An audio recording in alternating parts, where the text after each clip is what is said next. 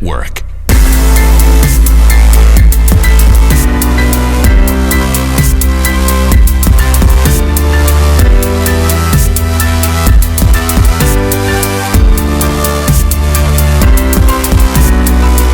Hello, Marc here with another installation of the Valhalla Movement podcast. And today we've got a conversation that's been meaning to happen, I think, for a long, long time. We've got Jae Sabol. Wow, that worked out. Jae Sabol here with us today from onecommunityglobal.org.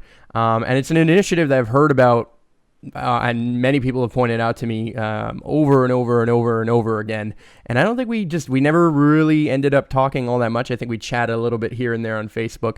But before I get into that, I do want to promote the expansion of Valhalla has been kind of gaining steam recently. And we're trying to do more and more to promote education, to promote high quality media, and to promote other people like what Jae is doing around the web, other change makers, other world changers. And we really, really feel that one of the main things that we have to offer is our marketing expertise, our expertise in business and in understanding how to start one of these, how to get your voices heard online and that kind of stuff. And so we actually put out something called Valhalla Agency, which you can go and check out at agency.valhallamovement.com. And that's open to anybody who wants any form of marketing, whether it be websites, graphic design, whether it be hosting a podcast, whether it be consulting, whether it just be whatever it is that you're doing. We're looking to help you. But we're also looking to help the community of changemakers as well get jobs. So what if you have one of those skills? What if you're a web designer or a graphic artist or a videographer or a photographer? Well, you can actually submit your portfolio to us, and we're going to receive jobs, and we're going to try and dish it out to all the changemakers out there. So basically, we want changemakers enabling changemakers. We want to connect the people who have the talent that these world-changing organizations need to you guys. And so you guys could go and sign up. You can hire us, if you will, and you can learn more about what we're offering and how we're offering it at agency.valhallamovement.com. Now on to Jae. First of all, thank you so much for being a guest on the podcast. Oh, my pleasure. Thank you for having me. Yeah. No, I wasn't lying when I said this is a conversation that definitely needed to happen or was bound to happen at some point or another. So I'm happy. Yeah. I'm happy we're finally doing it. Definitely. Yeah, me too. Yeah. So let's start off the beginning. What is One Community, and what are you guys looking to promote? Where did this come from? Like, how did this start? How did this happen? Where is it coming from? Like, just tell me the story. Yeah, for sure. I come from a holistic health background, so exercise kinesiology and nutrition and psychology, lifestyle coaching, that kind of stuff. And after 15 years, One Community originally was going to be a place of healing, like a healing retreat. And then I was big on sustainability, and through my 3-year nutrition certification that I went through, I really learned about soil mechanics and organic food and that kind of stuff, and that got me into sustainability. And so I basically put 15 years into thinking about it and putting it together and designing a business model that I thought would be really successful, and that it would be super transformational for people by meeting their foundational needs. And that the idea was that somebody would come and visit, and at that point it wasn't called One Community. Somebody would come and visit, and through the experience of visiting, like, they would leave a different person. And over time, once we launched One Community, we actually put our website out there, and we brought people, we started putting together our team. We really realized that the model itself could be designed in such a way that it could be duplicable. And what the world really needs is not just a few transformed people. It needs hundreds of thousands and millions of transformed people. Yeah. And so it became very, very clear that open source was going to be our foundation. And we wanted to open source what it is that we were creating. And the idea of an individual retreat turned into a complete village, actually several eco villages that would be built so that somebody could come and visit, and they could stay in an earth bag home, or they could stay in a straw bale home or a cob home, and they could get hands-on experience with that. And so through this development process, we've realized like, well, if we can open source all this and open source the complete model and actually open source the model of open sourcing, we can create a solution model that's capable of creating solution creating models. So it's like 3D in complete eco villages and including all of that holistic health aspect in it too. So not just physical sustainability, which is the obvious food, energy, and housing, but the psychological and emotional sustainability, which a lot of people is a huge financial drain or energy drain as well. And so we want to address that also. So we've built an open source education program that far exceeds traditional education. There's a recreation model that's built into there. There's highest good economics, so not just nonprofit, but also for-profit business models that are focused on the highest good of all. And then as well as true stewardship and saying, okay, how can we as human beings look at our entire environment and like take ownership for that, you know, and address it responsibly and teach others how to do the same thing. Absolutely. And so you started learning about this through the whole learning of, I guess, you know, the word permaculture, or through kind of organic eating and organic foods. And then all of a sudden it escalates, right? It's like, and people ask me this all the time too. It's like, how did you end up being a part of Valhalla, or how did you end up being one of the founders? And I was like, well, look, to be honest, I watched too many documentaries. I started learning a whole lot of stuff, and then I was just like, I have to do this. I have to try it. I have to learn. And then as I learned, more and more things started coming out. And you know, now recently we launched Agency. We've got something called Green Seed, which is our very own crowdsourcing platform that we're building. And you know, we're trying to combine all the different things that we see are working out there, and that are kind of like this open source call out to community type of mindset, right? And I think like things like Kickstarter and crowdfunding and those kind of things are revolutionary, really. Yeah. And now enabling that to how do we use this for more and more collective good, you know? And it's not just about, like you said, it's not just about physical sustainability like permaculture or, I don't know, solar panels or earthships or whatever it is, but it's also about like how do we financially find a way to create jobs in the kind of sustainability kind of mindset. And I like to call it social entrepreneurism in a sense, right? Social good or social causes, or for purpose businesses versus nonprofits. You know, how do we also begin to shift the mindset of what it means to be sustainable? Because most people assume that the word sustainability needs to now be linked to some forest saving organization that is a nonprofit, that, how dare you sell products, or how dare you, I don't know, treat it like a business. And that's kind of, in my opinion, kind of stunted the growth of the sustainability movement, right? And I kind of see, you know, I'm in a personal pickle where it comes to this word open source. And I think that you guys are really attacking that in a way that I actually admire. And you guys, you know, I spent some time going through some of your videos of like the 3D models of these massive community centers. I saw one that you guys had with 2 geodesic domes. I think it was like 3 or 4 stories high and whatever it was. And I thought it was really, really, really interesting. And my main thought is, man, how much time and how much of a team did it take to build something like this? Or is this kind of open source thing also creating problems? You know what I mean? Like, because things are open source, sometimes what that leads people to understand is interchangeably free, which kind of is true, but at the same time, that's tough, right? Like in today's world and in what's going on today, I'm sure we still need to find a way to kind of pay some of our bills, or even if you're running a fully self-sustainable, you know, learning center, like let's say Valhalla or whatever, we still need to pay taxes. We still need to, there's still insurance and things that we have to have because we're on the land, and if somebody can come and they can tear down our entire movement. If somebody just comes, boom, you know, hurts himself, trips and falls and sues us, now all of a sudden they can literally take down something like this if they wanted to. And I don't want to go into conspiracy theories about who might do that or whatever, but I'm talking about there is real costs into this. And so what I want to know, and I'm very personally, seriously curious about this, is how has this open source mentality kind of been feeding you and helping you? And what are some of the shortcomings that you might have been noticing so far? Yeah, that's a good question. Well, I mean, as far as how it's been feeding us and helping us, it doesn't because none of us are paid.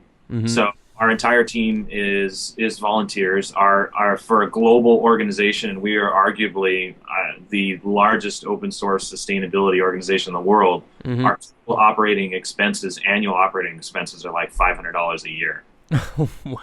because we're spread around the world. Now, the downside, you said, what are the problems? The problems are we're all working regular jobs and doing other stuff that we're doing. And so we're just, good-hearted people interested in humanitarian stuff and philanthropic stuff. And so our entire team, all of our consultants, there's nobody on our team that's paid. Mm-hmm. Everybody's donating their time. And so we're dealing with all the stuff that everybody else is dealing with and making ends meet while we're doing this. That said, the model that we're building is designed to be a solution to that. Our whole purpose as an organization is to open source a complete sustainable village Mm-hmm. as a stepping stone to a sustainable civilization. And so Mm-hmm. the idea is that we want to put a number to what it would take to unplug from the matrix and create total and complete sustainability with a business model that would support everybody that's participating in that. And so what that boils down to is how much time is it going to cost and how much money is it going to cost for, say, 50 people to get together and set themselves up with an off-grid situation that they could run as an ecotourism resort, and how much revenue would they make from that? So if they're going into it with debt, like what is the projection for them to be able to get out of that? Yeah. And so you put all that stuff together and you open source that, we can create a retirement plan, a viable, like completely done with traditional work retirement plan for people that they could look at and evaluate and say, hey, is this something that I would like to do instead of working my current job for the next 30, 40 years until I retire? Would I rather do this? And do I know that? And how would I do that? What would that look like? What's this lifestyle going to be instead of what I'm doing now? And the whole Absolutely. model is designed to give more than it takes. So every single group that adopts that creates another iteration of it. And as a whole, like, humanity's moving forward. It's all Absolutely. positive steps. Yeah. So Yeah, and I don't think we could agree any more because we are on the exact same boat, right? It's like yeah, that's what Valhalla is all about.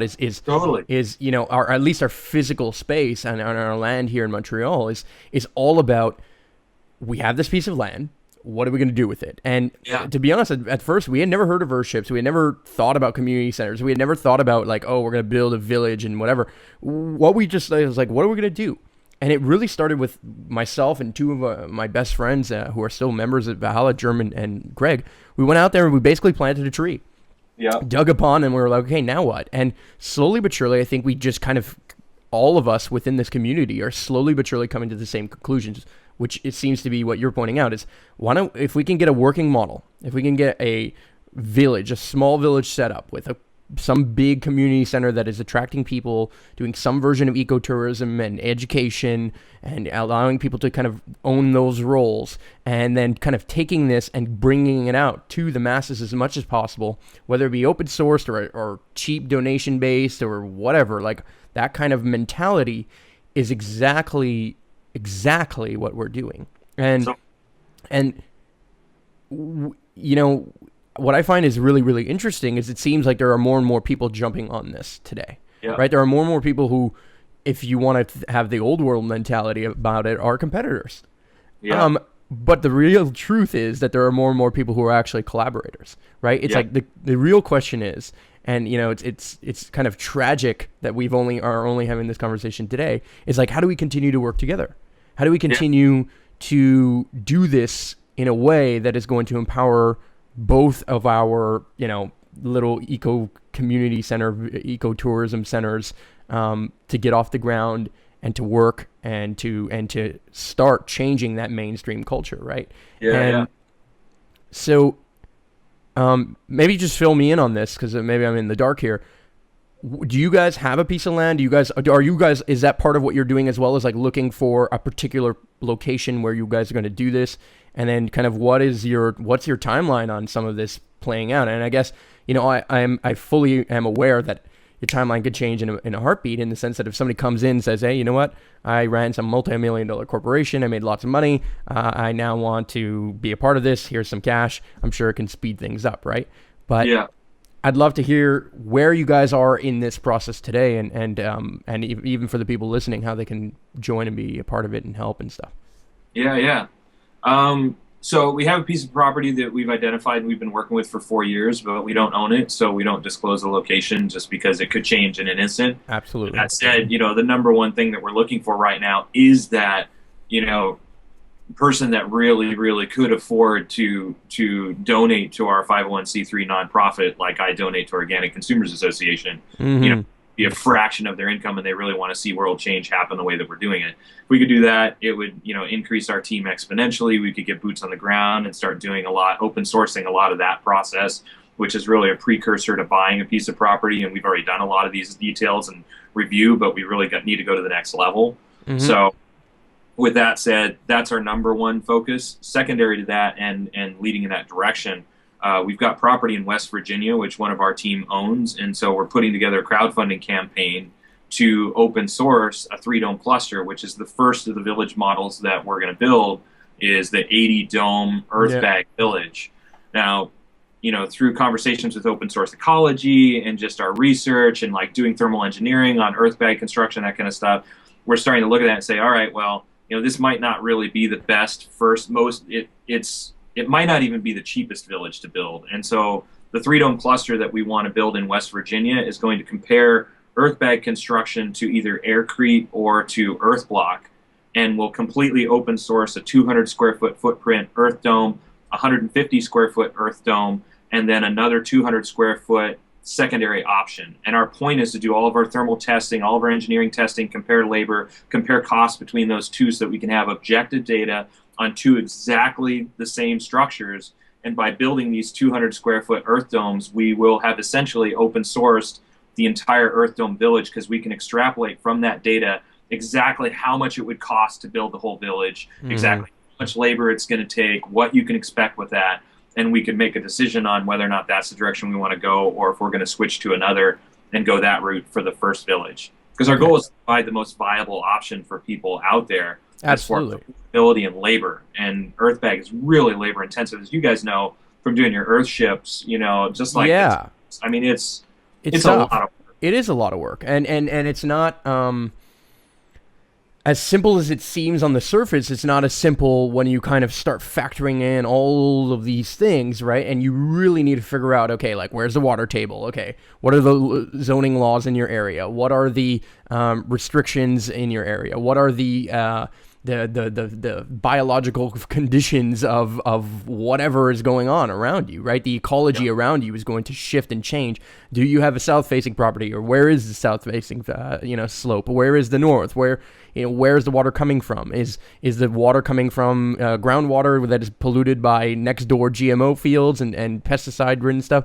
You have to really, really, really take into account a whole lot of stuff that you can't even imagine. And over the last 2 years, this has been my job, along with others at Valhalla, is I've literally gone down the biggest rabbit hole of education in my entire life, personally, on all of these things. And I've looked at everything from earth bags to straw bale to cob to, if you want to call it adobe, if you want to geodesic domes, shipping containers, and now...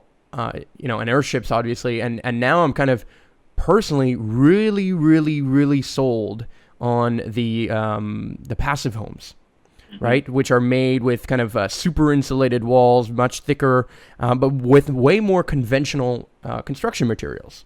Right. And we've been working with a team of architects and engineers about something we call now the Valhalla Villas, and they're basically going to be homes all the way from down to a tiny home to a small home, medium home, large home, a system really of homes. Well, what we've done is we've created a whole bunch of different Lego blocks, and we're enabling people like you or whoever wants to build their own home to assemble those Lego blocks and kind of play with them on an online platform where they can actually build their own house. And so we're open sourcing that whole platform, which is going to have everything you need on that platform is going to be there. And then you can just kind of like donate in a sense, or kind of buy those plans of whatever you end up making.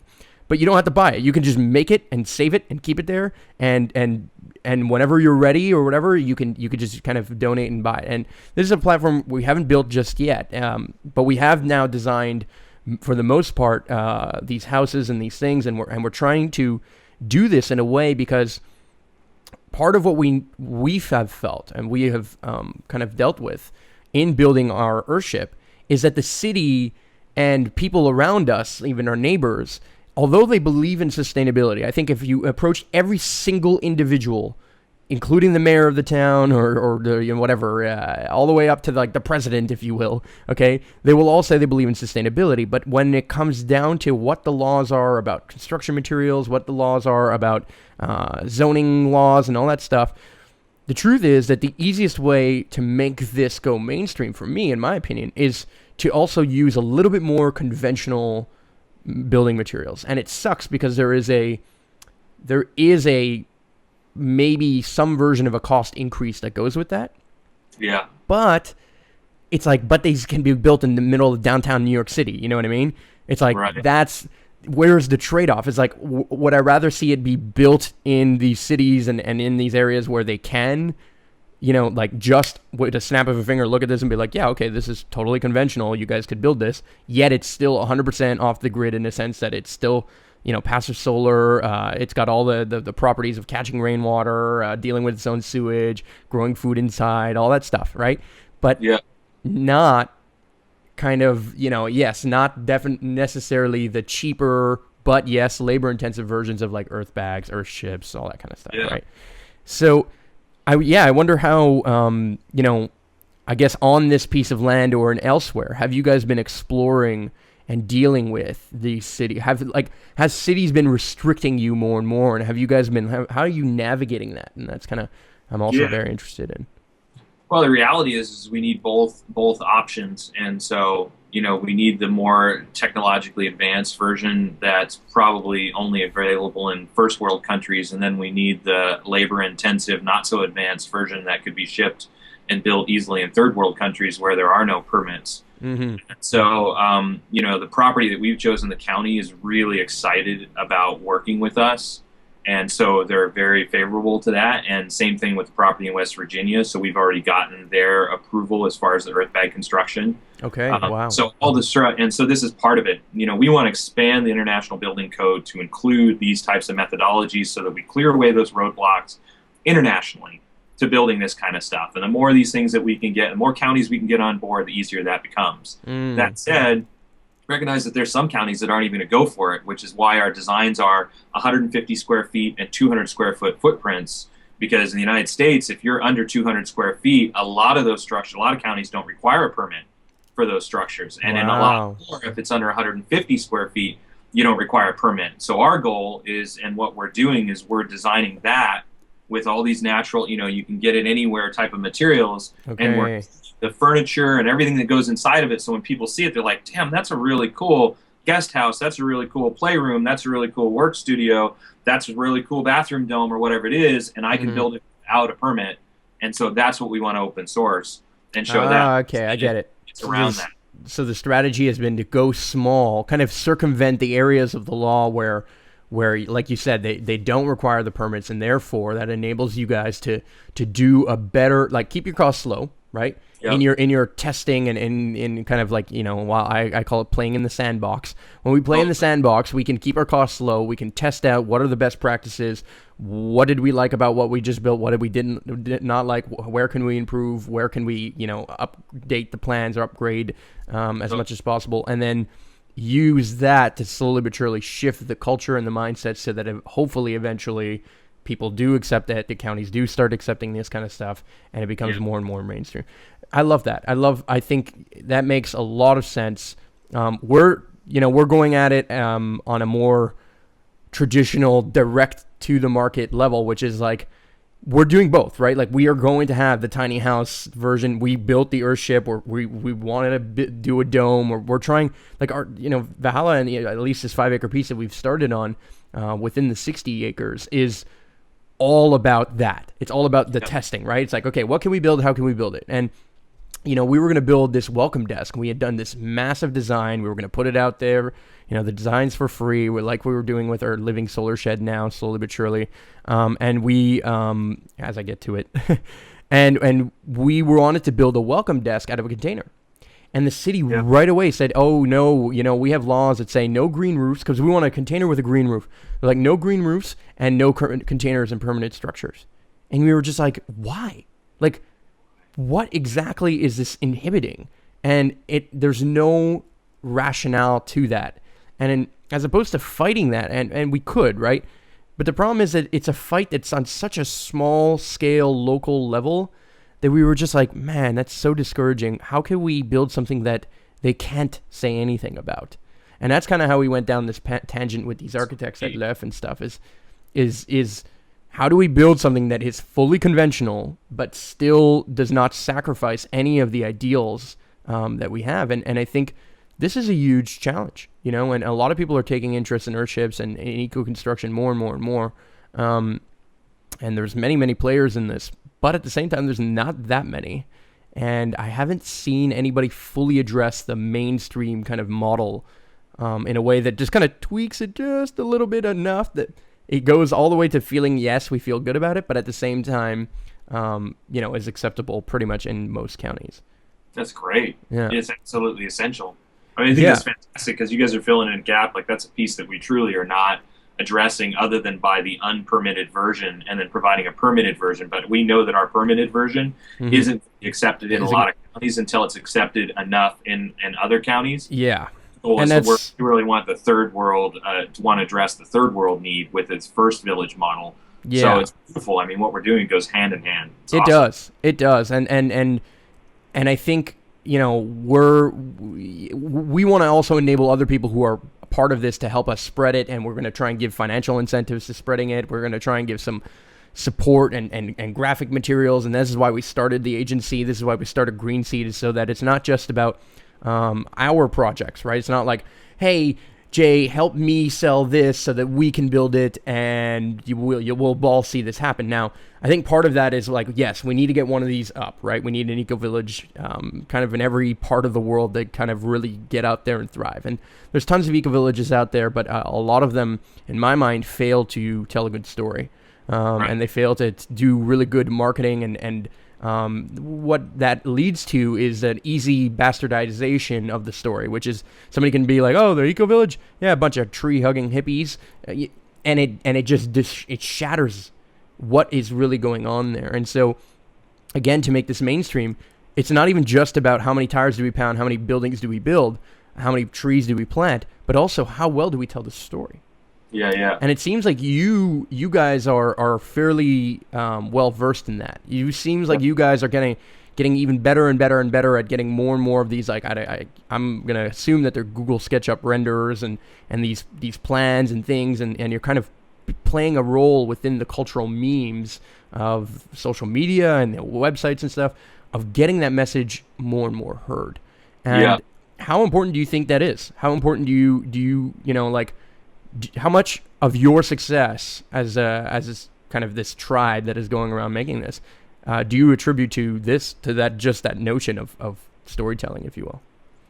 Yeah, it's absolutely essential. You know, and our whole model is really built on taking that to the next level by creating, you know, the first eco-village is meant to have a 30% transient population. So that means 30% of the people living there will be visitors so that we can expose more and more people. And that's really, you know, so what we're doing right now is very successful. And obviously the next step on that is to invite people to come and visit and to get hands-on experience and live in that environment and have a constant, you know, turning wheel of more and more people visiting and having this experience, and then everything that they experience they can take for free, you know. And so the financial benefit for us is that people are coming and paying to stay in a home. The benefit for the individual is they get to actually stay in something before they build it, and if they like it, the plans and everything are completely 100% free, and not just free plans, but with step-by-step tutorial videos that will walk you through every step of the process. And then if you'll build the whole entire eco-village and model the model, then we're here to hold people's hands through that process. And now we have a second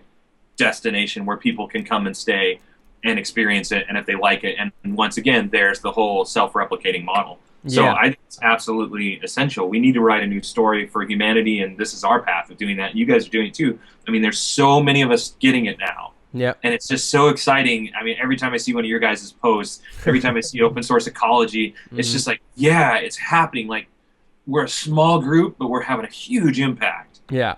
And it's accelerating. We're shifting. Yeah. And we're a small group, but then when you see like the number of people that go out to the climate march or something, and then you're like, whoa, wait a second.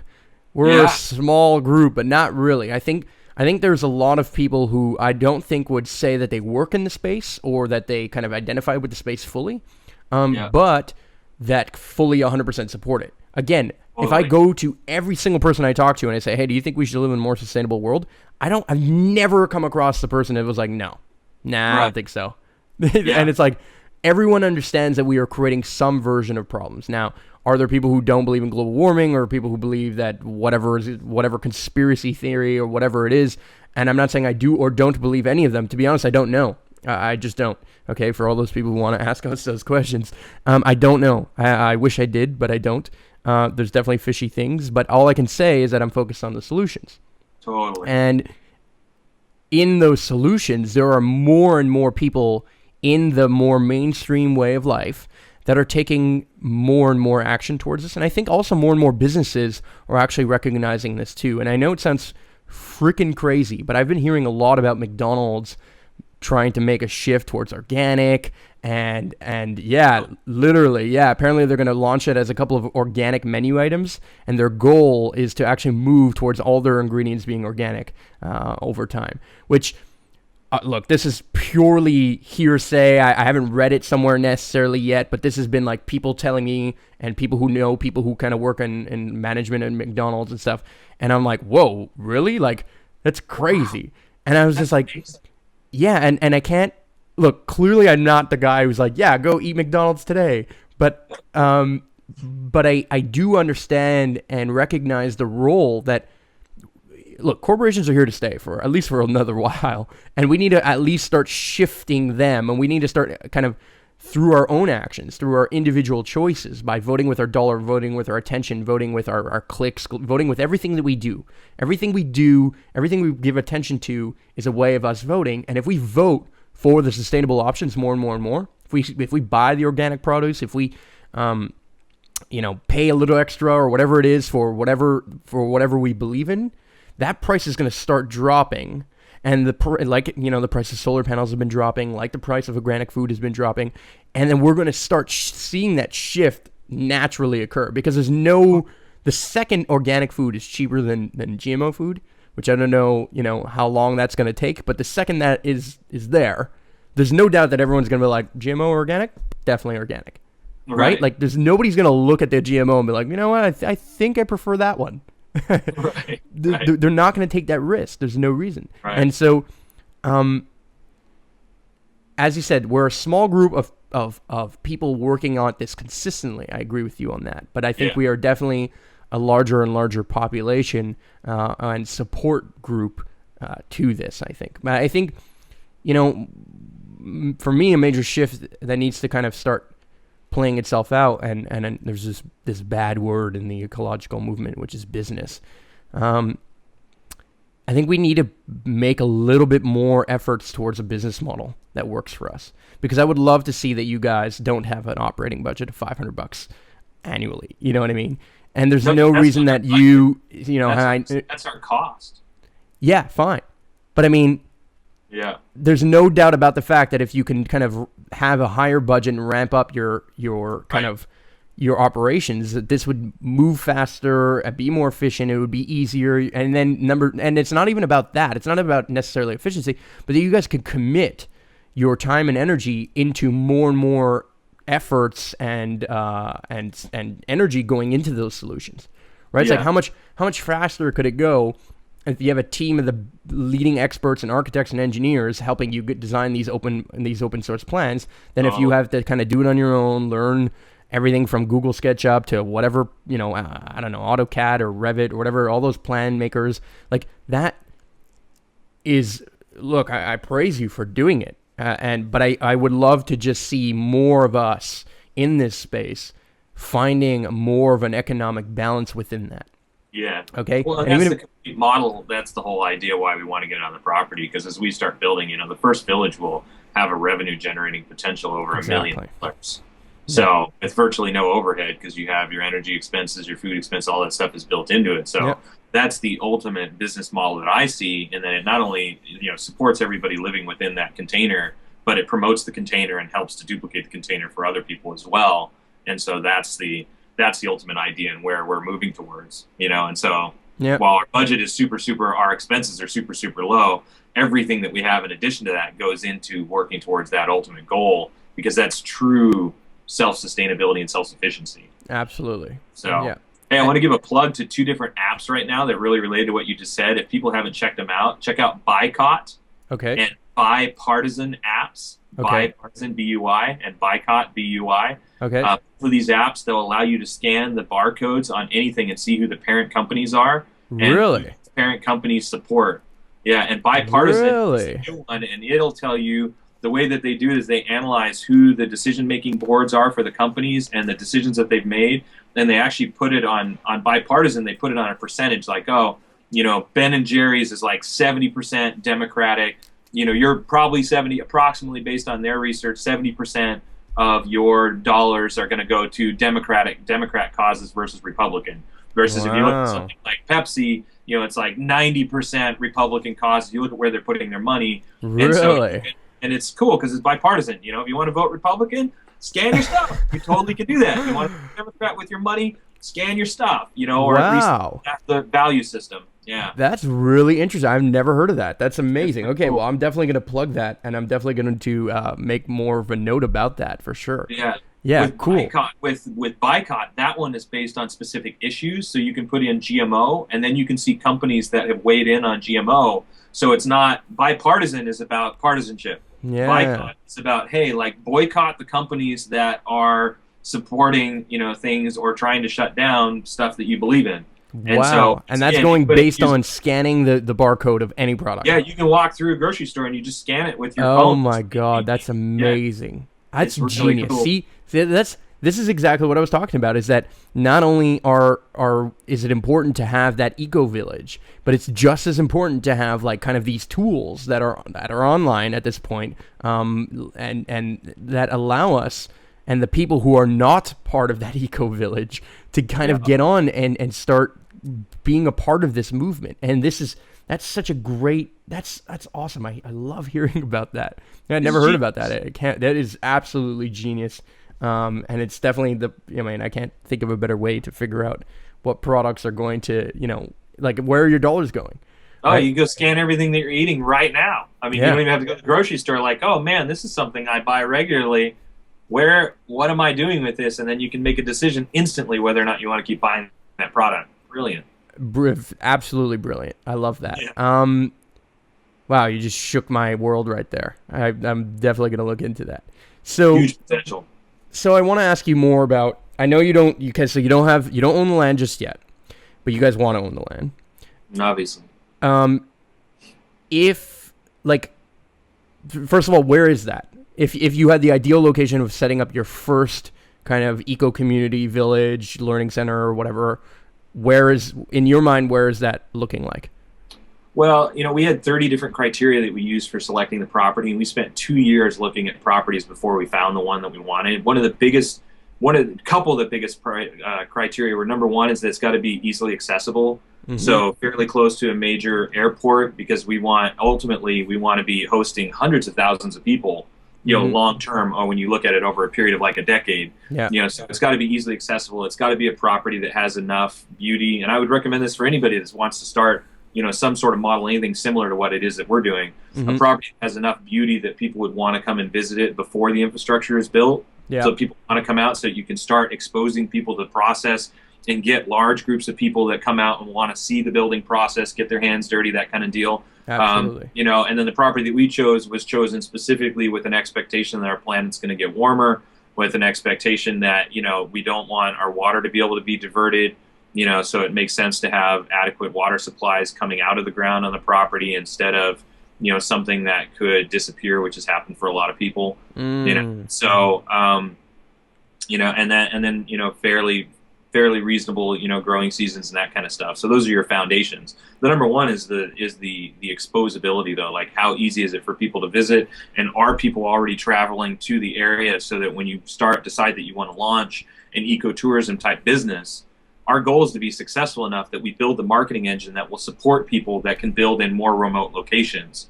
And so, like, we're open sourcing everything that we're doing, the marketing engine is designed so that other people won't have to do it. and Yeah. in collaboration. And just by contributing to the open source collaborative, they join the team, we promote them, and everybody wins. That's exactly like you couldn't nail exactly what we're doing more on the So, head. You know, we even recently, here's another caveat. We launched something called Montreal.ValhallaMovement.com.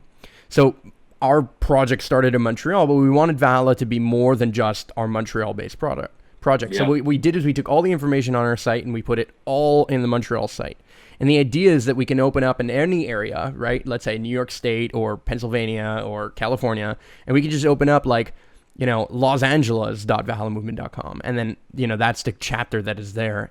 And so we yeah, actually built a standard template so that people can not only come and build their own site on our site in a sense, and we're getting to the point of like how people could build the site like without us yeah, coding it, but they can use the template and build the site in the back end via WordPress and stuff. And then if they have like content that is like more global, right? Like, I don't know, 10 reasons why airships are awesome or whatever, that would go onto the major site, like on the yeah, main site where all the, you know, chapters and all the kind of collective news of what's going on is flowing in and out of. yeah, And so, yeah, that's kind of, you know, like you said, building the marketing machine is just as important right now as building the, you know, the eco village machine, I think. totally. And that's really what we're looking to support. That's what Green Seed is all about, is enabling people to finance their projects, not only finance them from a project-based thing, for scenario, which is like, I want to build a greenhouse, we need $10,000, you know, give us some cash and we'll give you rewards, but also based on movements, so ongoing campaigns like Patreon might have or whatever, and crowdsourcing more than money, crowdsourcing materials, crowdsourcing labor and people, crowdsourcing talent. Even if you're willing to pay that talent, like, hey, we need an architect. We don't have an architect in our area. Who's willing? And crowdsourcing voice, crowdsourcing that marketing voice of saying, hey, look, I don't have money. I don't have time. I'm halfway around the world. I cannot give you resources. I can't give you anything more than my ability to click. Yeah, And that's, you know, when we talk about voting with our attention, voting with our dollars, voting with our time, that exactly is what Green Seed is vote with your fill in the blank here. And you can vote with all of them, and you can vote with one of them. You can vote with which project you want to give it to, and how you want to support that. And so if that project is local to you and you want to be, you know, only supporting something that's local, so be it. And if there's no project that's out there and you don't know, you know, how, like, you're not seeing anything happening in your local area, you can be that project. exactly. And so, you know, we're not the best people at building airships. We're not the best people at doing permaculture. We're getting better and better and better at it, and we're only 2 years in, really, 2.5 years, I guess, now. But what we are really good at is getting the word out, and what we are really good at is building a system that will enable us to get better and better and better at it. Exactly. What I can say is that we've had a challenge of scale right now, and that's what we're facing right now, is that we're in the point where we have to systemize everything, right? Systemizing our accounting, because there's so many. Every weekend on our land we have like dozens of volunteers that come, and so dealing with all of these people, all the emails that now are starting to come in, all the amount of like questions and you know, piece of information that people want. So we need to create a bigger and bigger system, and what we're doing is we're kind of, at this point, we're saturated based on our team size. Because we all are volunteers, right? We're not paid to do this. And we're trying to change that. And we're trying to, you know, through agency and these kind of things, Green Seed and stuff as well. But I'd like to hear how you guys have dealt with the challenge of scale and people being able to join. And then how is that decided? Because here's the other thing. There are many, many people who want to join, who express interest in joining, but then because we are the people running it, they're still looking to us for approval for everything that they need to do, which fully makes sense. That's an old world mentality, right? I join an organization, there's a boss, and then I listen to what the bosses and the other people who have been there for much longer need to say. I'm not saying that they shouldn't listen. What I am saying is that we are struggling to empower as many people as possible in that particular way. So I'd love to hear, I mean, you're an organization full of volunteers. Love to hear about your challenges in that and your successes in that, any ideas or tools that might be interesting. You know, what are things that you guys are using that might empower people to come to better decisions and do that kind of stuff? Yeah. So challenges first. We've learned the hard way in the last 4 years of doing this full time for me. Mm-hmm. That it's really important to have a clear value system and to make sure that you're really clearly communicating. I mean, our number one recommendation to anybody starting any organization or even a relationship, you name it, is get really clear on what your values are, really clearly communicate those values, like put them on the table so that everybody knows what they are and so you can have an open conversation. Then people can choose in if they want to, but don't hold anything back, because if you do that, it turns into an issue in the future. And so, we've learned that, and the solution to that is go to onecommunityglobal.org and look at our application process. It's ridiculous. I mean, we've had people tell us that it's taken them 10, 12 hours to fill out our application. Really? And the way that we do our selection process, because none of our team knew each other before we started this project. Like, we weren't a group of friends that said, hey, we should start One Community Global. I launched a website and then reached out to the global community. And then through this process of just, meeting people, we built it to where it is right now. And now we have a really cohesive team that didn't know each other before this. And that whole team, every member of that team that joins is selected by the existing team. Mm-hmm. So we have, a multi-interview process where every individual's questions get asked of the person that's being interviewed, and everybody's in agreement to bring those folks onto the team. Mm-hmm. And so that's it, and it's important because our decision-making process is a collaborative decision-making process where everybody weighs in. And, we've learned the hard way that one person that has a different value system than everybody else on the team can become a massive energy drain as everyone tries to get them to see, like, no, wait a minute, like, there's a highest good of all philosophy here that's really clear to all of us except for you, and we're also loving, so we want to hear your concerns, and simultaneously literally putting the brakes on this decision, and it's in opposition to the values. And so the other way that we've dealt with that is, if you go to our website, you'll see that all of our values are really clearly listed, which is part of communicating exactly who we are. Mm-hmm. But it also says specifically how we use each one of those values in our decision-making process. And so we have a go-to where it's like, look, we're all individuals. Our goal is to enrich the organization, but we're not here to debate whether or not we agree on sustainability. Like, we're a sustainability organization. We should never have an argument about whether or not we should open source something because it's a core value. Like, the answer is always yes. And then once we've done that, if people have concerns about open sourcing something, then we go, okay, the answer is we're going to open source this. And now that we know that, now let's take all the concerns and let's see how we can create the best win-win possible with the open source piece already a yes. Now we can address, like, how's the best way to do that instead of debating whether or not it's going to be open source. Does that make sense? And it's a really big deal. I fully understand that, yes. Yeah. And it's a challenge. It's a real challenge to have group meetings. I don't know how often you guys have them. How often do you guys end up meeting? Weekly? Yeah, same here. So to have group meetings that enable more and more people to understand what's going on the ground, to understand what's happening, to understand all the variety of topics that can possibly go into it, to have everyone be aligned on the values and understand, hey, we're here for you. Like you said, we're loving, we are understanding, but hey, man, we're doing this for the greater good. And then deal with the moments where even the most loving, awesome of people sometimes end up in a space where they're frustrated or they're whatever, and they might be proposing something that isn't fully 100% aligned with it, right? And aligned with what you're doing. And so it's a slow process for the most part. And it's unfortunately a process that most organizations, and this is why organizations have, I think, naturally structured themselves the way they do, don't necessarily flow through that kind of stuff. Now, don't get me wrong, organizations have tons of red tape, right? Like, there's big, massive corporations of all kinds that take forever to get an answer and a decision on, and it's like, who makes this decision? And it's just being flopped around from person to person to person. And when I go to see, like, a local government office of any kind, and I ask anything that is outside of a standard question, or like, hey, can I speak to a decision maker? It's incredible to watch the scramble of, like, wait a second, nobody sees themselves as that decision maker.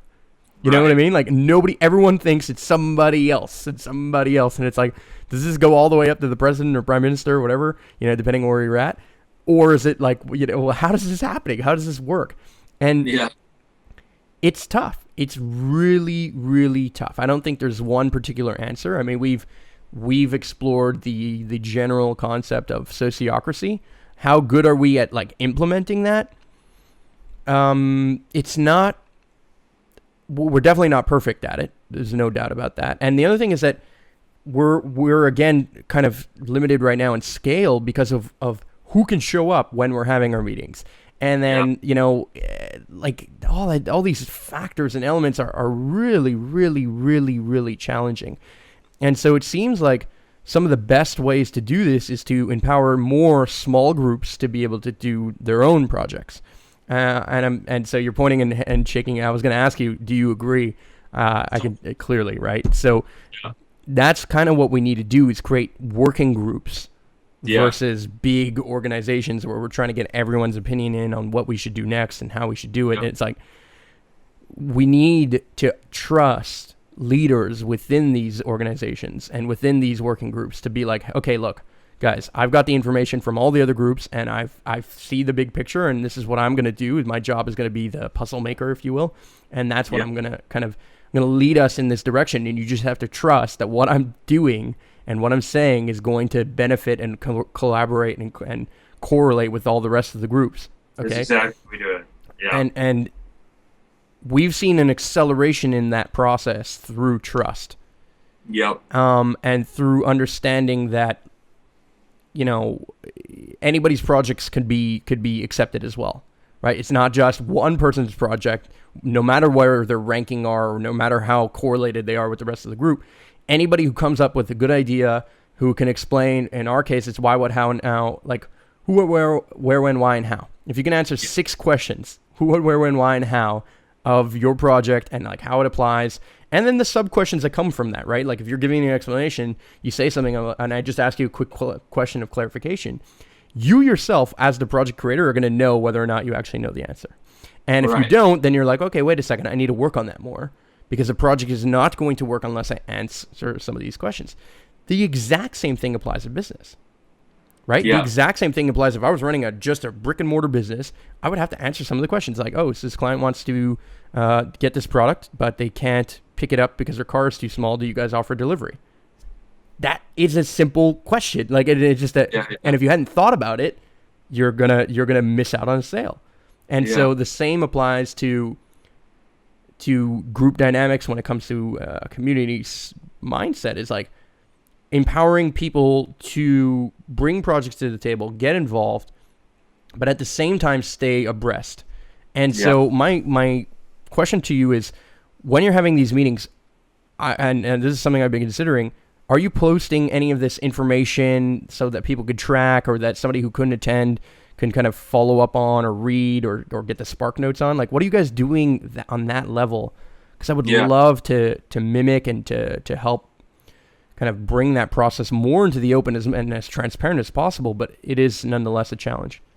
Yeah, well, I mean, our organization is different than yours because you guys can meet in real space. You know, we are meeting we have people in Ukraine and people in Australia, and so, I mean, crazy time zones and stuff like that. But for our core team, we all make the calls, and it's actually a requirement from our organization. Like, if you don't make the calls, there's consequences for not making the calls because they're so important. Yeah. So everybody's on the call, and if somebody needs to leave early, then they just go first as far as communicating, and then we collaborate. And in addition to that, if for some reason somebody can't make the whole call, we record the calls, and so everybody has access to listen to the complete recorded call. But if we have something important to talk about, then we make sure that we talk about that first while everybody can be present to that conversation and communicate. And it didn't used to be that way. We learned the hard way. Yeah. We tried to do collaboration in forums. We tried to do collaboration via email. We tried to do collaboration on calls where everybody wasn't required, where it was just like, hey, everybody knows, like, you're required, but there's no consequences. Yeah. And things came up. And so eventually we're like, all right, well, if you don't make these calls X number of times, like, now you have an additional contribution to the community, which you support anyway. Mm-hmm. So, it's a win for you because it's something you care about, but it's going to be more work. And all of a sudden everybody showed up for the calls. Wow. It's great. Wow. So that way we can get things done because otherwise one person not being present to the conversation that might have a really, really great idea, then that conversation is basically wrapped up and the rest of the core team has already had it. Yeah. And that great idea can be presented. And it's not like, oh, that's like we talked about. It's like, oh, crap, we didn't even think about that. Like, shoot, we need to have this conversation over. We wish you would have been a part of the conversation. Like, we need to re-engage. And now you have an entire team reinvesting their time. It's very everybody's not there. Yeah, it is very, very, very tough to not to have lack of presence with the mentality of somebody who says, wait a second, you've already granted me permission to make decisions. Yeah. Right? It's one thing to say, like, somebody who just, and I'm sure you get these emails all the time, I'd love to help. And then you're like, hey, sure, show up to this or show up to this call. And then they never show up, or they were never really given the position of kind of like, okay, we've fully accepted you through our entire process. And then that, that consequence is much smaller than it is to the person who's like, wait a second, I was waiting for an update from so-and-so person, and now they're not here, and so this is making this conversation kind of pointless. Not pointless, but have to drag for much longer than it needed to if everyone was around, right? And it's a challenge. I think right now that's the other thing we're talking about is like, what are the systems that we can put in place so that these conversations can continue to flow? And currently, our entire group that meets every week, but also that it was extended, people who have like come and stayed with us for months and still want to stay in touch. All of this is happening on Facebook. We have a Facebook group and we just kind of chat there. But we're finding the inefficiencies of that. Now, we're pretty good at all checking it, which is really great. At least the core team is. But now the question is, how do we move to something that is like more visible and that more people can see? Are you familiar with freeconferencecalling.com, which is free conference lines? No, I didn't. Okay, so I'll give you two of them because we had a problem with one, and both of them are awesome. So there's freeconferenceusa.com. Okay. And then there's freeconferencecalling.com. Both of these sites are free conference lines. You can host up to, it's like 2,000 people on a conference call. Oh, you can record the calls. It costs nothing. They're free. And people just need to call in. People call in, and you can call in from Skype or Google also. So people who don't want to use cell phone minutes, if they have limits, that kind of deal. Yeah. It has been invaluable for us. And they have ways where people can raise their hand. So you can, mute the call if you have a whole bunch of people or background noise. You can mute individual people, and then people can raise their hand if they want to say things. We don't have to do that. It's quiet enough to where people just talk and it flows. Okay. So much more efficient than trying to do like Facebook or emails or forums. How many people are you guys on these calls? We've got like 8 or 9 people on the calls. Oh, okay. Yeah. So you guys are running at the same basically the same level and capacity as what we are right now, physically. Yeah.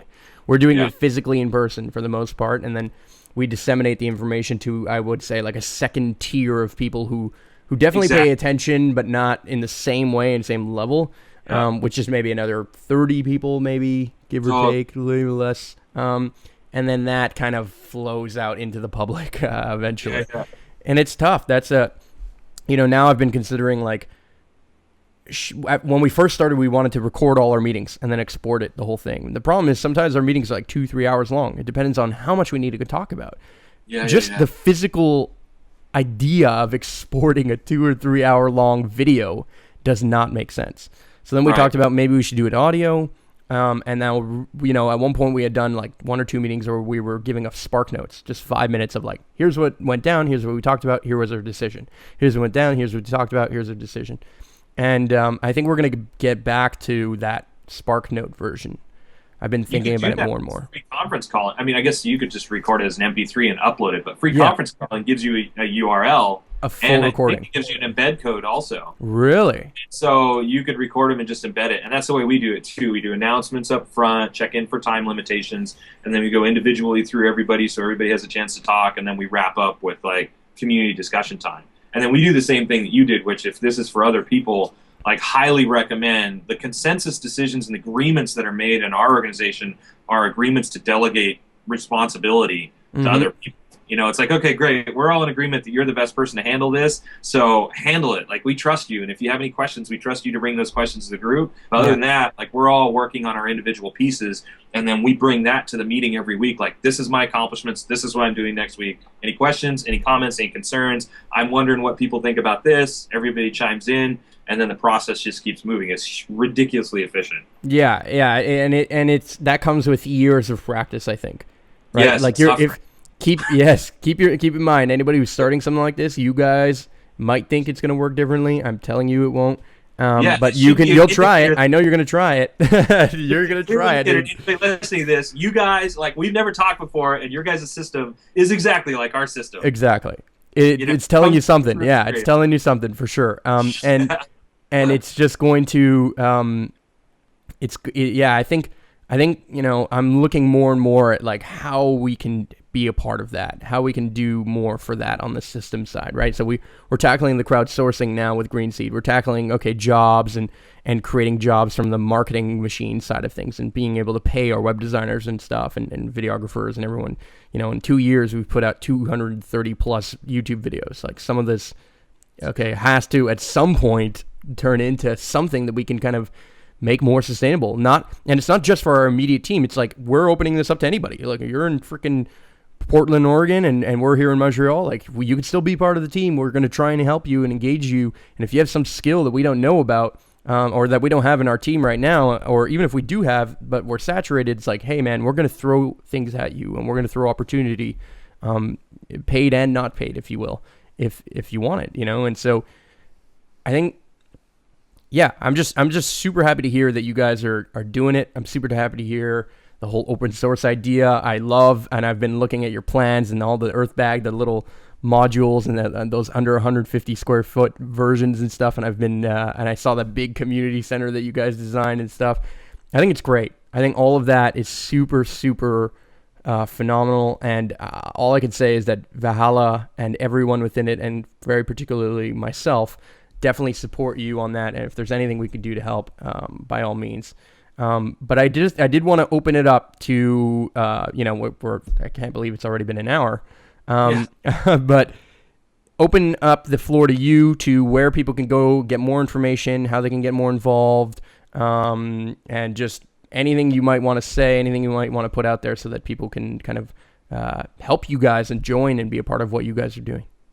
Yeah, I appreciate that. So our website's onecommunityglobal.org. If you want to see all the opportunities to participate, onecommunityglobal.org/helping is our helping page, and there's ways to participate from everything from joining the team as pioneer members that will move onto the property, to satellite members, which are people that are a part of our weekly meetings but not going to move to the property, to consultants and partners, which are people just donating their time.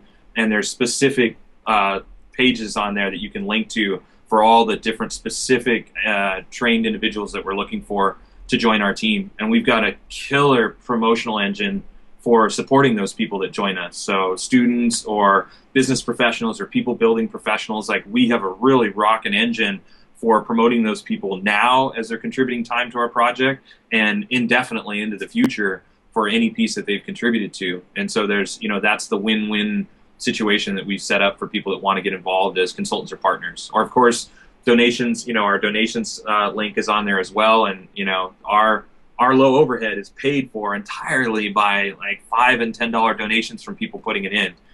Before people were donating to our nonprofit, I was paying for everything myself. And so little donations, stuff like that, really, really make a big difference. Mm-hmm. And then bigger donations, like anything that's above and beyond that, because our overhead is so low, is going towards our crowdfunding campaign, because it's going to help. It's already money that we're putting together. So it's like, okay, we can afford to buy the equipment, and everything that we buy will translate onto the property. So every little bit helps. There's zero waste. There's zero waste in our organization. No, I get that. I believe that's you. That's the point, And so, every little bit helps. Check out what we're doing. Our website is ridiculously extensive, and know anybody that sends us an email, like that email hits my inbox, and I respond to every single one. Every question we get gets answered. Every question we get, if it's not already answered on the website, gets integrated in the website. It's how we make it better. Yep. Like nothing is missed. Yeah. Every time you guys ask us a question, and I'm like, wait a second, there's none of that information anywhere, and I can't like link you to something where you can go read more about it. Exactly. Then that means I have to put it up somewhere. Totally. Exactly. So we appreciate that, and I'm sure you guys too. Like, we do. I got a good question just last week. Like, I can't believe I haven't answered this yet. Yeah. Yeah, exactly. And and then it's, it's a question of time too. It's not like there's some questions that we will get that you might not see in our site that we know we need to put up there, and we're trying to put up more and more. And that's why we built like the Montreal-based site and stuff, where it was very specific to our projects. Like, how much money did we spend to build this? How much time? Like, how many people do we think we require? Where can you get how-to DVDs and plans and stuff, right? And as a bonus, like, you can go and sign up, go through our help out process on our site. You can get free plans to the Earthship greenhouse that we built. You know what I mean? Like, we're trying to give it out to you, and we're just asking for a little bit of help in return. And it's a give and take kind of situation. So, man, thank you so much for being a guest again. And I would love to continue this conversation off the air as well too. Yeah. Okay. All right. Sounds good. I'll hang out.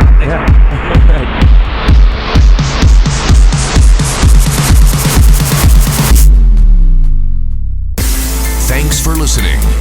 Be sure to subscribe to the podcast on iTunes, and don't forget to rate and leave a comment. Until next time, be the hero you've always dreamed of being.